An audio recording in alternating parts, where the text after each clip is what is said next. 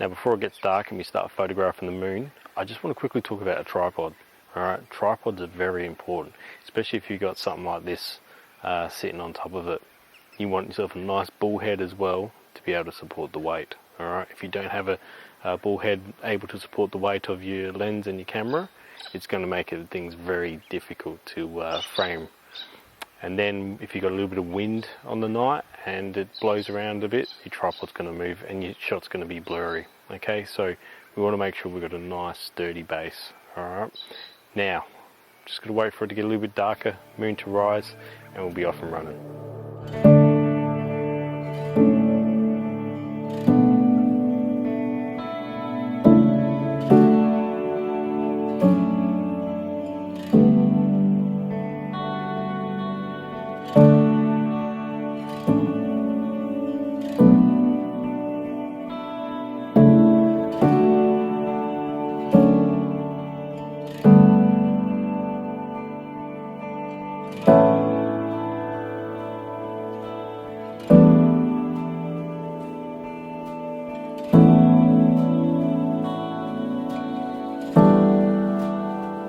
So I'm ready to take an image of the moon, but before I do that I want to explain something to you guys. Atmospheric turbulence can be the difference between a nice still image and a nice distorted image. Okay, now when we shoot planetary imaging, we're usually using video. Alright, video at high frames per second. What that enables us to do is capture those moments of clear seeing where the atmosphere is settled down and we get a real nice shot. Okay, then we use those perfect moments of seeing to then stack the rest of those frames to try and create a very nicely detailed and sharp image of our planet. Same applies for the moon. Okay, here we've got a lot of atmospheric turbulence, and that's what happens when you start using big telephoto lenses or telescopes. Okay, so what I'm going to be doing is taking quite a few images throughout the this session, and then I'm going to be stacking those images, hoping that between that we get some nice clear viewing, and it's going to increase the details of our moon photo at the end. Alright, so the first thing we're going to do is get our focus. Okay, so using our live view screen, I'm going to just zoom in a bit on the moon.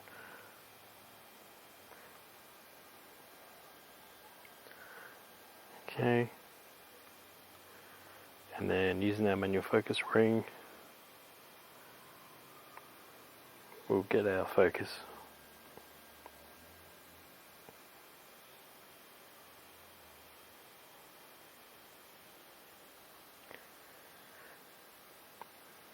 Now, using a 500mm lens, we can see a lot of atmospheric turbulence, which makes getting focus very challenging. So be sure, take your time, and nail your focus the best you can.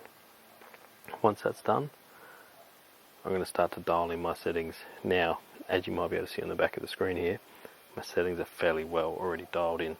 So I've got an exposure of 1/2000th of a second. The reason for that, again, atmospheric turbulence. So you want a nice quick shutter to try and minimize our Earth's rotation, plus try and capture a good amount of seeing when the atmospheric turbulence settles. Okay, I'm using an ISO of 200 and an aperture of f5.6. Alright, so I'm ready to just about start shooting the moon.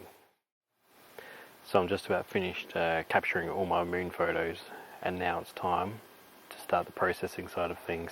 So I've just got to wait for the last batch to fire off, and we'll be ready to start editing. Alright, so we've captured all of our frames ready to edit.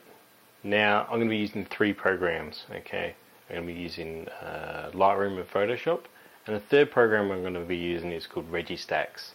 Now Registax is free software.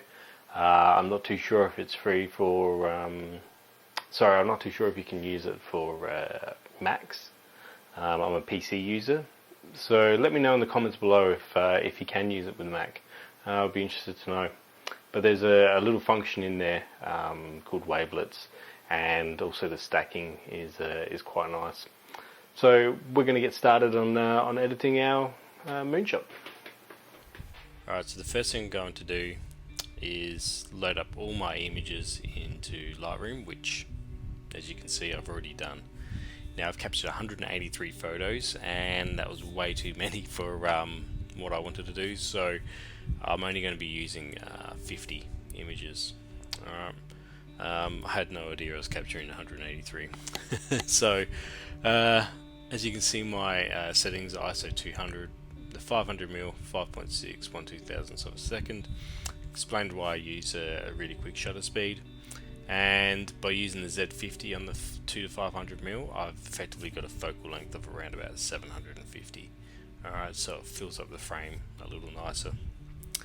Alright, so with all the images in, I'm going to select them all. So at the moment I've got 30 selected, 41,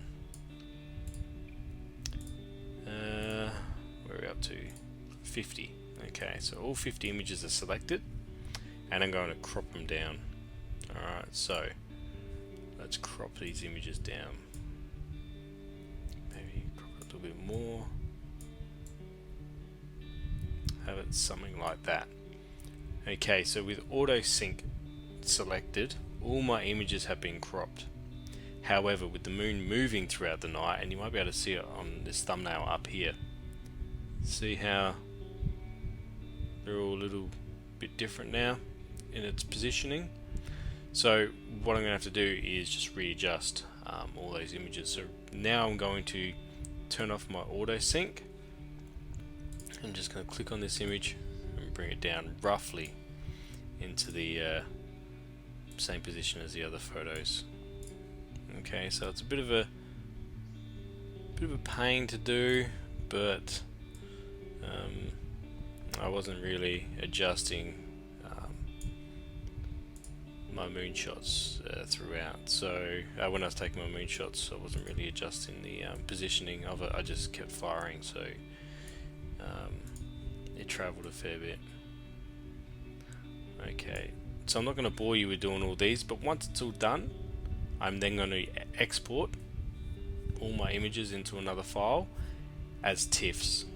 Okay, so file, export, and I'm going to use my full res. Where is it? There it is. Okay, so original into its original folder, and then put it into a subfolder.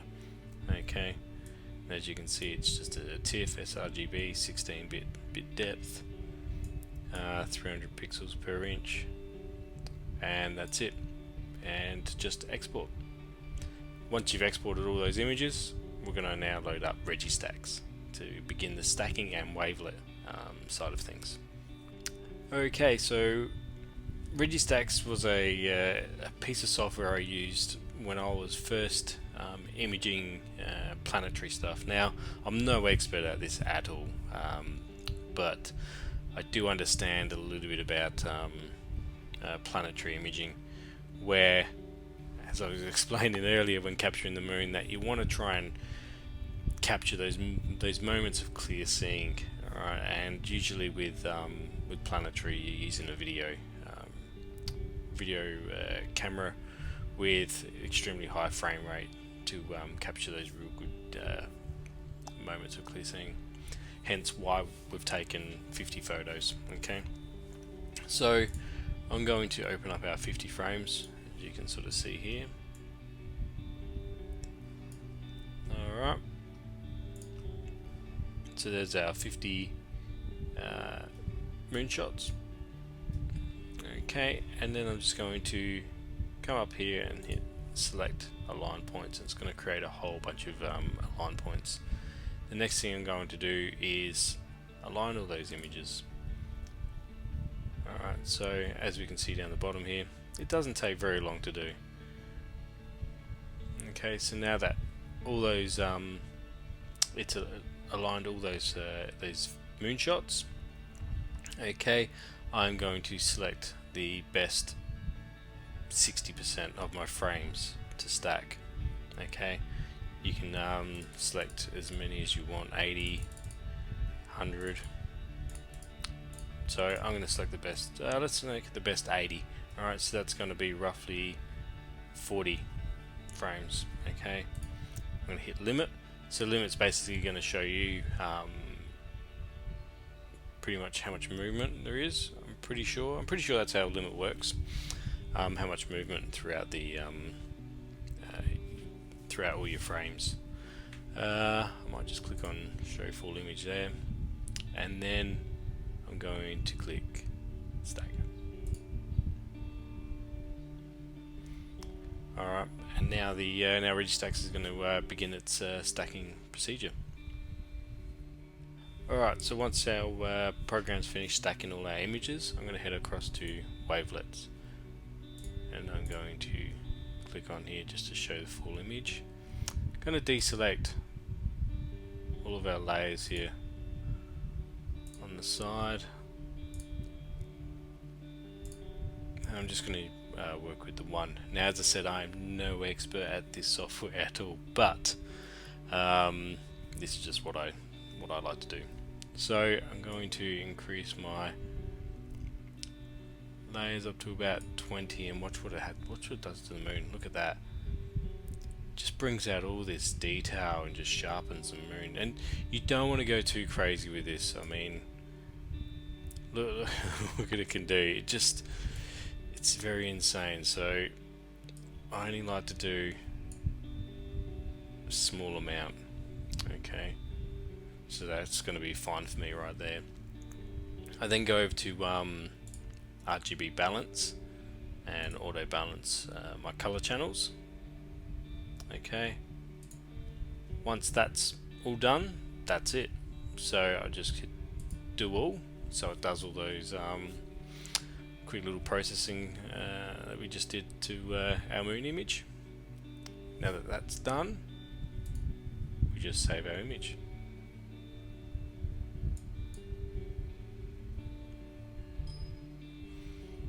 Okay, that took a little while. My computer's a bit slow these days, especially recording video, so I'm just going to call it stack. 16-bit TIFF, save, and now we're ready to head into Photoshop. Okay, so now with Photoshop open, we're going to bring in our moon photo. So we're just going to hit open, go down to our image, there it is, and there's our moon after our Registax stack and wavelet and RGB alignment done. So I'm going to come over here to my layers panel, drag my moon down to this plus button, and it brings up a copy. Alright, then I'm going to go to filter, camera raw filter. Now if you don't really use or like to use Photoshop, you can basically probably do this in Lightroom too. It's very similar, so well, pretty much is the same. So I'm going to increase my whites. Okay, so I'm going to increase my whites, or I can hold down the Alt button and just bring it up until you start to see it clipping.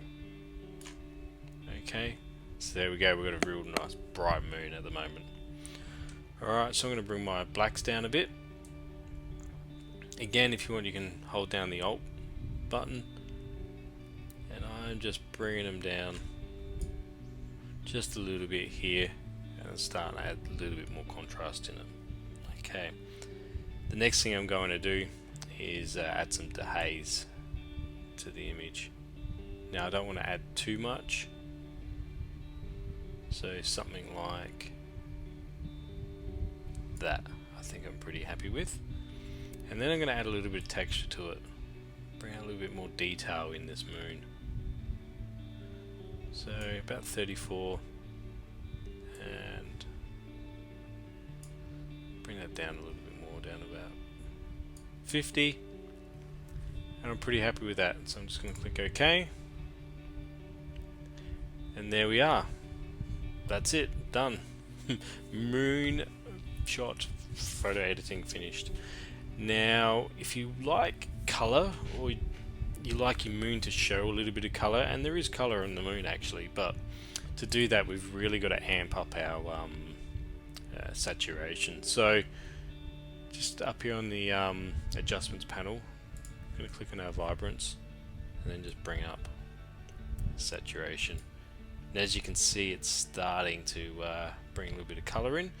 So I'm going to add another one to that.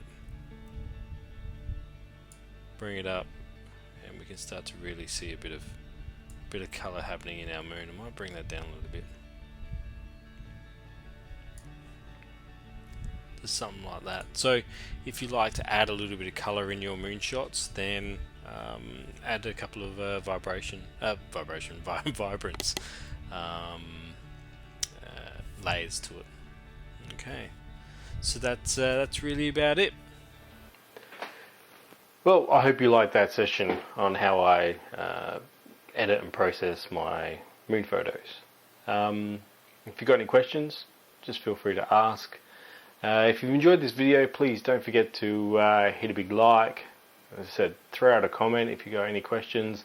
And if you're new, hit that subscribe and join me on the rest of my adventures throughout the year. Alright guys, well that's it for me. So until next time, take it easy. See ya.